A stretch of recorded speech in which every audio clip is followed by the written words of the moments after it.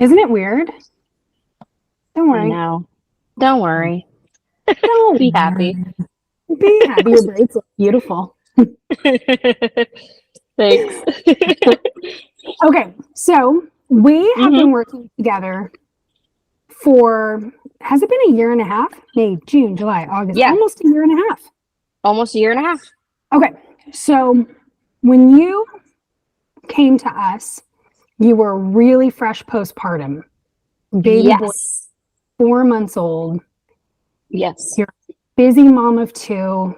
You're a business owner. We'll talk about that in a minute. hmm But give me a little story of where were you in your health journey at that moment, but also what led to you even wanting to work with us? Well, I felt pretty good postpartum. I had lost weight over my pregnancy. I had gained a lot of weight before my pregnancy due to grief eating over over something else. And before I got pregnant, I was my heaviest I think I've ever been. So I generally, it's so weird. When I'm pregnant, I take better care of myself. It's not weird. It just is. Yeah. So I took better care of myself over my pregnancy. I ate better, except for the fact that my son, unborn son, craved quarter pounders with cheese from McDonald's because he's a little trash panda. That was like my one thing. And I lost weight, a lot of weight, probably 20 pounds when I was pregnant. So when I was postpartum, I was feeling better and I wanted to continue that. But I don't know. I've tried so many different things over the course of my life that I wanted to make sure I was also feeding myself well since I was breastfeeding. And my friend Corey, she's been working with you guys for, well, like 2.5 years now, huh? Yeah. She'd already been working with you for so long. I had seen just like how good she was looking, how good she was feeling. I could tell the difference that she, yeah, felt better. It also felt very supported by both you and Randy.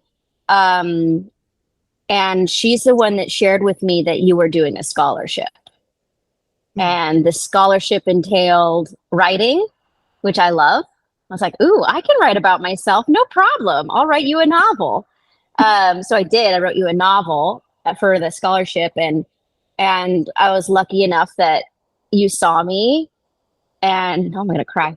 Um, Not just like my story, but I felt like you saw me, and I don't think I've ever had someone like in the health field, like when it comes to nutrition, like whole health, see me Yeah. like that so fully. Like, All you have to do is um, mention cry, and I'm like, I'm I crying. know, I know, right? I'm like, oh yeah, yeah. Just that initial. I remember the initial first talks with you. You were like, oh, like we want to give you a partial scholarship because like your story really touched us, and like you just connected with me on a human level. You didn't see me as something that needed to be fixed, like a person that needs to be fixed, that needs to lose weight. Like you saw me as a whole person, and I felt that it was very authentic. And I don't know if I've ever quite had that fully in the health field. So Thank yeah, you. so decided to trust you. Thank you. Okay. So You're let's welcome. sidebar that and swipe the tear. Okay. I know, Um, right? Go into what you've tried before because you have. hmm So can I say that Yeah. when we talked, you were like, if you mention the word diet and we talk about the scale, it's a trigger. And I was like, oh, me too. And you were like, hmm oh. You too? Okay.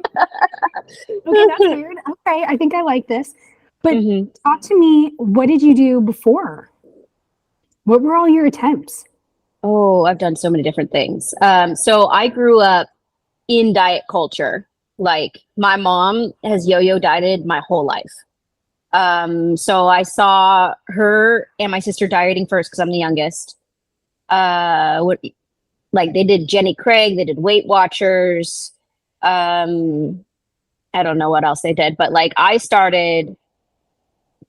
knew nothing about nutrition growing up. And honestly, I don't think any of us did in my family. We didn't know anything about nutrition.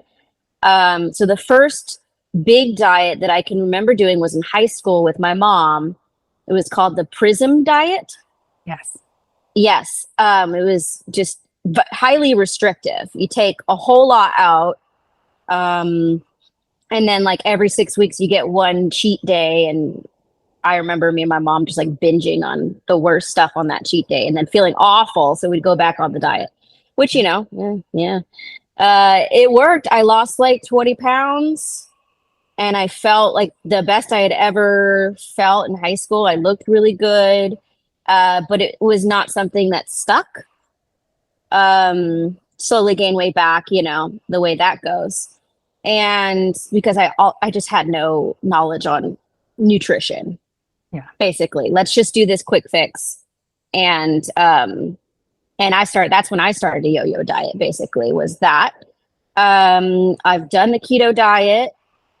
That also worked until it didn't. Yeah. And I've worked out extensively multiple times in my life. Like, okay, I'm just going to work out like a whole lot. I'm going to work out for an hour every day or something like that. And yeah, I've just kind of fluctuated in weight kind of my whole life. Mm-hmm. So crash dieting was the thing. We just do that. I've done juice fasts too. I've done juice fasts as well. Yeah. Where like, oh man, that messed me up. Yeah. Uh-huh. It always works until it doesn't. Short period of time, and you're like, okay, this is all I need to do. 500 calories a day. So I probably started dieting when I was like 16 or 17. And I've been kind of like yo-yoing since then, all through my 20s. Yeah. And then you went through a hard time and you said you were grief eating. And so that emotional eating, right? From crash, it just sticks. Like that is what we know. We know when things are rough, we eat. Yep. When we need to lose weight, we don't. Yep. And that's what we know. That's it. There's no in between. There's no happy medium. Yeah. And I've always been a very big emotional eater. That's instead of feeling my emotions, let's just stuff them down with some cheesecake or I don't know. Down. Yeah. But I mean, through that too, though, I also have taught myself, and I've had to teach myself a lot about whole foods. Yeah. I have, like, over the course of my 20s, that's when I started reading ingredients lists and not buying things that had ingredients I didn't understand. So I have built for myself a knowledge about food prior to health coaching. Yeah. For me, it's like, okay, I've got all this knowledge, but I didn't really have the focus of, I know all this about food, but I don't really know exactly how I can make food work for me. You know what I mean? Yep. 100%. And I love that you said that, because I remember when we first started working together, I don't know if you remember, but I would constantly say, you eat good food. And you love beautiful, wholesome food. And you're like, I do. You're right. I do. I do. You feed your family. Wow.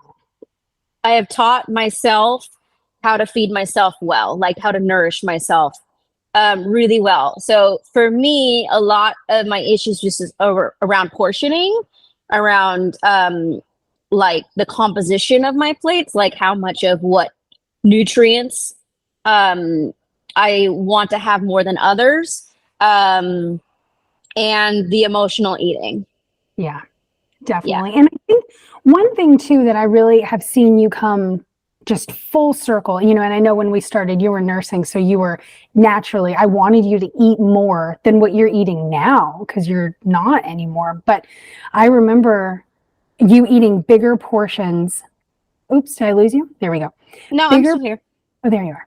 Bigger portions, and less frequency. That was a shift for you because you were like, oh, you want me to, I have to eat a big meal? You want me to eat more? More? And then not eat for like 3 hours, 4 hours? Mhm. Okay. All right. This is weird because diet culture says the opposite. We have to eat like a bird. We have to eat frequently in tiny little meals throughout the day. Yes. Yeah. And we're opposite. And Yeah. okay. So where are you now in your beautiful health journey? Now I've been consistently eating 2 to 3 meals a day and feeling full. Like I don't feel hungry in between my meals. Um, like I've had it before where I eat breakfast in the morning and then I'm not hungry till 1 or 2 for lunch. And I'm like, oh, okay, I need to eat something. It's because of what I'm focusing on. Like I'm focusing on the protein and fat. Yeah, like prior to coaching, I ate a whole lot more carbs for breakfast and fruit. Mm-hmm. Not and now I'm very consistently eating eggs and sausages for breakfast, and Same. that's like my most consistent meal. And it actually takes a whole lot out of the guesswork of breakfast. Like I don't have to think as hard about my meals, which is nice. That is something I used to do more, was obsess about what am I going to eat for every meal. Like I'd eat one meal and I'd be thinking about the next meal. And I don't know if it was like a survival thing or you know, mindset of I got to think about this now so that, you know, I can prepare for it, because I'll be hungry quicker. And now because I have such longer time frames between meals, like I don't feel hungry, I don't have to think about it as often. So that's pretty darn cool. I can focus on a whole lot of other things in my day, rather than what I'm going to eat next. Can I add on that? Yeah. So I always feel, and I'm the same way, and I've been where you were before, where you eat a meal and while you're eating, you're already thinking about the next meal because you're not satisfied. Or, I mean, there's so much food noise going on in our head, right? We're just obsessed with thinking about food, am I eating too much? Am I not eating enough? Or the whole thing. And it's exhausting and it takes so much out of us. And I always feel like that to me is food freedom, to be able to know what you're going to eat, right? Like we coach you on habits, not meal plans. You have your habit, you go and you live your life, which is what we're supposed to do. And then you eat again hours later, versus a lot of other fitness plans out there. I was just listening to a coach say how, you know, this industry is just bombarded with coaches who they're macro coaches and they're going to put you on a reverse diet to restore your metabolism.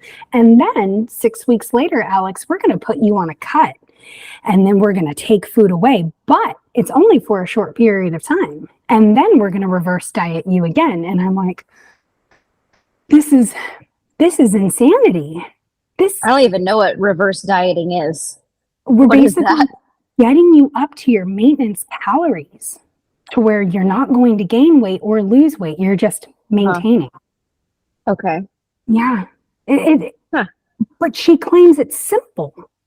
And I'm like, there is nothing simple about that. Eating whole food is not supposed to be fussy. But this culture, this industry, you know, it's a big business. And it's funny because we're in the business, but we're the outliers. Well, yeah, you are, because I do remember in the very beginning of working with you, I'm like, is there more? Is there more I should be doing?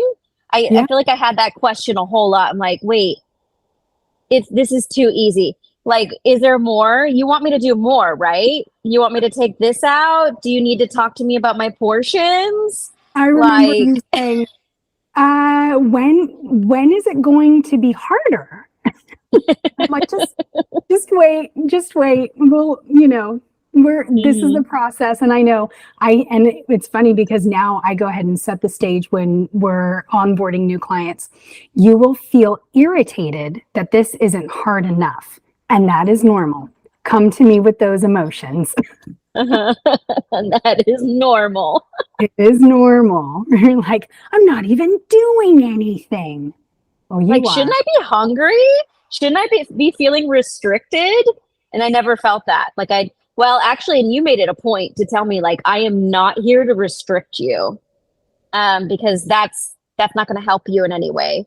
Um, yeah, I feel like you were really good about that because I had been on so many restrictive diets before that that's what I was used to. So when I started working with you, I'm like, wait, you're not gonna like tell me not to do this or that or No, take out. I was like, you need to add Yeah. more protein. And I knew with you, I felt like I was looking in a mirror and I was like, okay, if I tell Alyx, this is your guardrail, these are your rules, and we're coming at you with like super intense restriction, oh, we wouldn't be working together anymore. No. No, you would have scared That's me away. that was fun. Not. And I was like, no, I don't like to do that with anyone. And it's funny because sometimes people will say to me, I need more rules. And I'm like, cool, track your water, track your steps, track your sleep if you must. But Mm-hmm. no, we have been conditioned that this is supposed to be painful. Mm-hmm. And my goal is to make this painfully easy. So where are you at right now? Did I just ask you that? I did just ask you that. Didn't I? So yeah. Yeah. You want me to go further on it? You want to go? Let's go deeper into. Well, okay, so that was deep. Let's go shallow. Okay. You have dropped a ton of inches, and we Uh-huh. are not scale focused. So Mm-hmm. saying, "Oh, Alyx, you've dropped X amount of pounds," that's not what you and I do. We focus on Mm-mm. your clothes. We focus on your progress photos, and it's incredible. I Yeah. think. You think? Well, yeah, I do. And well, the last time I did weigh myself, because it's been some time since I've stepped on a scale. I know I had dropped probably 30 pounds Yeah. since before pregnancy. So I don't really know. I never weighed myself during pregnancy. It was very not focused on that this pregnancy. And I did like on my own decided I'm like, you know what, I don't want to weigh myself a whole lot. So when I started working with you and you're like, we will weigh in every once in a while, I'm like, oh, all right, if I must. But I did see a drop in weight, but it was more important to me that I saw inches. Yeah. Yeah. I'm not sure I mean, you know better than me probably how many inches I've lost because I haven't focused on that in a Yeah. little while. No, But I can total number, but it's significant. yeah, Yeah. I mean, I am. Hmm? go ahead. Well, I'm fitting in my clothes. That's my measure is I'm fitting in all of my clothes. All of the clothes that were tight and uncomfortable before pregnancy when I had emotionally ate so much that I couldn't wear, I'm now fitting in so comfortably now, like things are a little bit loose on me. So that to me is a real life indicator at where I am. I feel comfortable in my clothes. And um yeah, that to me is worth way more than a number on a scale. Amen, sister. Yeah. Yeah. I love that. Thank you for saying that too, because we get so hyper focused, and I'm sure you've been here in your life before, so hyper focused on that number. Mm-hmm. And then we get on, say we reach the goal, we get on the scale, we look at the number, it's everything that we wanted, and then it's not good enough. And then I got to go 5 more pounds. Or we Yeah. look in the mirror and we're like, I literally look exactly the same, just a smaller version. The scale is just not a great measure of progress. Mm-mm. It can work for some people, and I think really large, if people have a really large number, that fine, and weigh in every now and then. Or I know Randy has people weighing in every couple of weeks, and that works for them. But typically for moms like us, it's just best if we go off of how we feel in our clothes. Yeah. Yeah. Yeah. Uh, So we love you. So uh-huh. thank you for I being here. love to. Thank you for If, accepting me as I am. oh, girl. Oh my gosh. I wouldn't change you for the world. If somebody was listening to this, watching this, whatever, Mm-hmm. and they're like, oh man, I hear her, but I'm nervous. Like, what advice would you give to a mom like you? Well, that it's really important that you take care of yourself. Like, I am a very busy mom. I own my own small business. I'm a baker, so I am around sugar quite often. Um, and it can get way too easy to let myself off the hook and just focus on my business and my kids, to stop focusing on me. And when I've noticed that I have done that, because I have done that in the past, is that everything kind of suffers in consequence to it. The more I focus it on my own health, the better my life is, the better my whole family's life is. Like, I am in so many ways the core of this family, the heart of this family. And if the heart is sick, everything's sick. So my advice would be to give yourself the permission to focus on yourself, to take care of yourself, of your health, because we do only have this short amount of time where we're moms to little kids. And these little kids, I mean, I'm what guides them. Yeah. Yeah. They're taking their cues from me. And what I've noticed in this health journey this last year and a half is, because I've been focusing on my own nutrition, and I've been teaching my kids how to eat well, how to feed their bodies, how to know when they're full.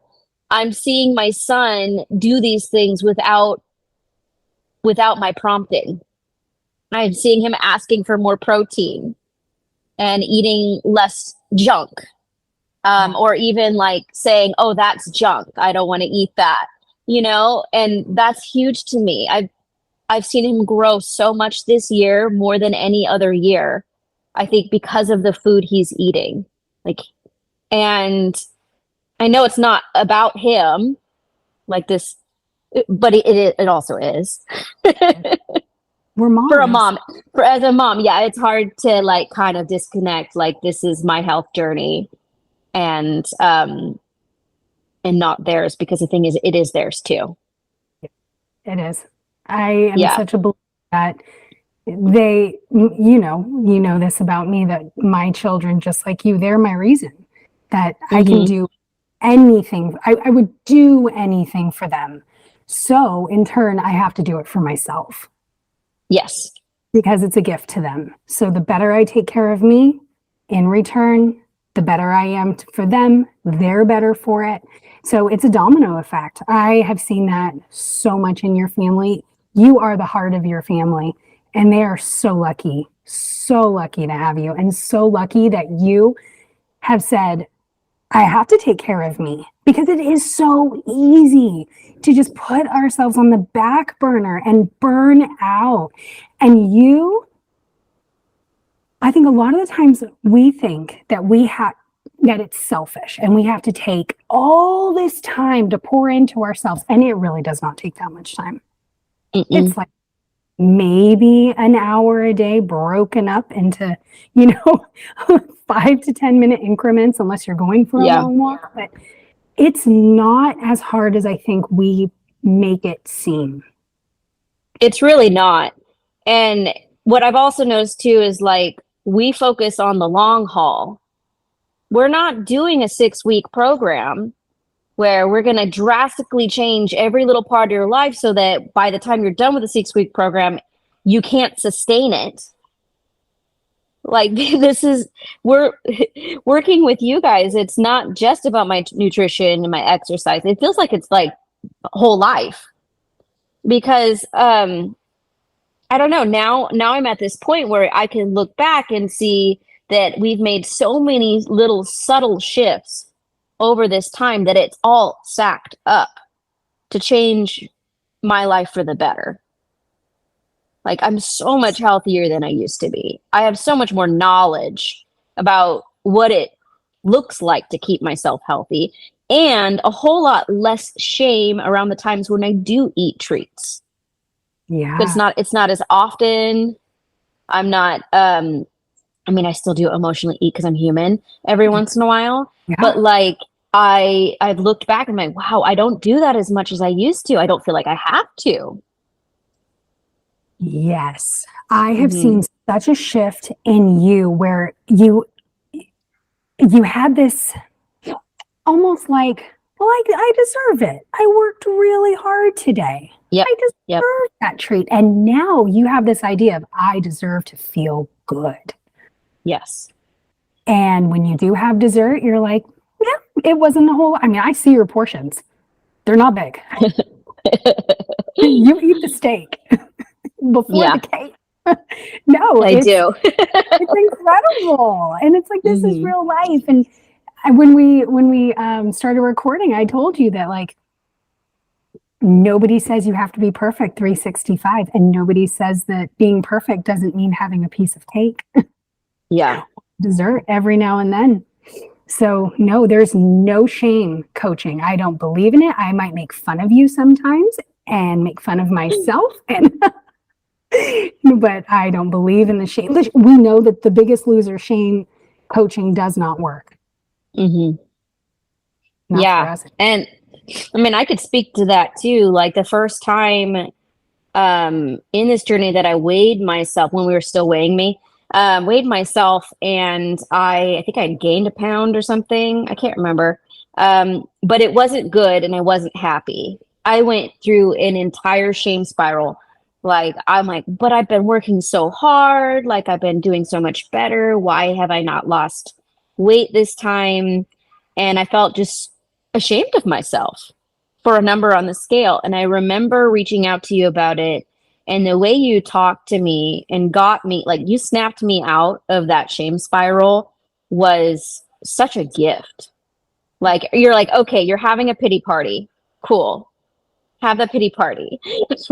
And then get yourself out of it. Go for a walk, drink your water. Like you dug me out of it in such a compassionate, but also like grounded and firm way that I feel like I haven't had moments like that since. Like smaller moments, but not like that. That was like the first time where it just really hit me, the shame. And I felt that so many times throughout my life around food, around eating, around my weight, like so much shame around my body that I can say I don't have those feelings to that extent anymore. And it's rare. Yeah. Yeah. I remember that day, and I remember it was a Sunday and you were sobbing and I was like, oh, hell no. You are not going to feel like this on a Sunday with your family over a stupid number. We're done. And I remember I was like, okay, I'm with you. I got you. Cry it out, get those feelings out, and then go to the park. And you did. I did. The boys, you got outside, you went for a walk, you got all the emotions out, and then it was like, I'm not going to let this, I remember saying to you, we are not going to let this ruin your day over a number on a scale. Nope. We've got to look at everything else, the whole big picture. And you listened. We're such a good team. We are. But yeah, I could say I talk to myself. My self-talk is a lot better now. I don't say things to myself like I used to, like in my brain or looking in the mirror. First thoughts would be to nitpick, and look at all where I need, oh God, that won't go away, blah, blah, blah, it's just not the same anymore. My self-talk is so much more positive now. Yeah. And I think a lot of this health journey working with you guys starts there. It starts with my mental space. Well, it starts with the food. It starts with the food, and the food, if the food helps the mental health. It really you know what I mean? Right? It really does. Like it's all connected. And I love that it's all connected. It really is so deeply connected. And I'll tell you this, Randy and I have talked before about like, okay, where do we start with new clients? We're always trying to improve the business. And I remember one time I said, we need to start with mindset. And he looked at me and he said, you want to go big? Oh, no. He's like, we start with nutrition and we keep it really small and tangible, because the healthier, the more wholesome food they eat, that will in turn affect their mindset. And then we'll have to end up doing less mindset work in the long run. He's like, why are you trying to go big? And I was like, oh, you're right, but I'm a woman and I'm emotional and that's what I do. I gotcha. Yep. Yep. No, I was like, no, I need to backtrack. And no, it starts with the food. No, you're right. Okay. So before we pop off, I want to give your business a plug, because so many of people listening are in the Modesto area, and you are such a beautiful baker. But on top of that, you make the most amazing jams. So where can they find you? I can put a link on this email, right? Yeah. So my business is called Alyx's Homemade Goods. My first name is Alyx, so it's spelled a little different. You can find me on Instagram and Facebook. I also do have an ordering platform website. But yeah, Alyx's Homemade Goods, and you'll see a little crescent moon with succulents in my name. That's my logo. And I love what I do. All the jams that I make are local. So I work with local fruit, and I do have a lot of low sugar options because that's just kind of important to me. I think of jam, especially for my kids, is like, that's more of an everyday food. The baked goods I make, the cakes I make are a treat. And the jams I make have the possibility of being an everyday food. So I want it to be as clean as possible. So yeah, I make a lot of like low sugar options or just traditional jams as well, but it's going to be better for you anyways, because there's not some nonsense ingredients in it. And the fruit is local and perfectly sweet. Your integrity for high quality ingredients. I'm always like, oh, you light me up. I just have a lot of fun with it too, because sometimes I get to pick my own fruit at a whole bunch of places as well. So it's also just a lifestyle for me and the kids, is we love to go and pick fruit when we can. And yeah, it's important to me that I offer something of high quality to my community. I don't want you eating Smuckers. I grew up on Smuckers, so nothing against them, but they use a lot of like corn syrup and stuff like that. So not about it. Nope. Okay. And then before we jump off, you were making yesterday and today, you're making petite Syrah jam jelly? Yes. Petite Syrah grape jelly. So my husband and I went out to Murphy's and we picked probably 100 pounds worth of wine grapes. That's a workout. So it is such a process. We have a big old grape crusher destemmer that we set up in our house, and we were hauling butt last night, crushing all the grapes and then straining them. So we do it from the fields all the way until jelly. It's a huge process and it's incredible. Like the berries are the sweetest, the most flavorful grapes that you've ever had. with a deep purple color. So I'm in love with it. I don't have to add as much sugar because there's so much natural sugar in the grape. So I love that part too. And you know, you can't really find this in many areas at all. It's a very special, very special grape jelly that we make, that we love to make. I love it. Yay. Thank you so much, my love. Yeah, you're welcome. Thank you. Thank you. You took so much time to chat. Thank you. Do you have anything else you want to add before we jump off? I mean, if there's people listening that aren't being coached by you currently, I would just tell them to make the leap. You know, if they're at all on the fence about getting coaching, about whether it's worth it, I will tell them it is. It is 100% worth it. I get so much value out of coaching with you two, with you and Randy, that honestly, it's immeasurable. Like, you've greatly impacted my life and my family's life. So I know it's a huge jump for people to spend money on themselves, you know, to do something that is for themselves.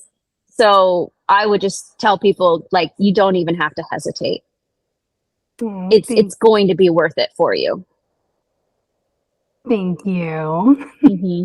I appreciate you. Mm-hmm. I appreciate you. 100%. Thank you, love.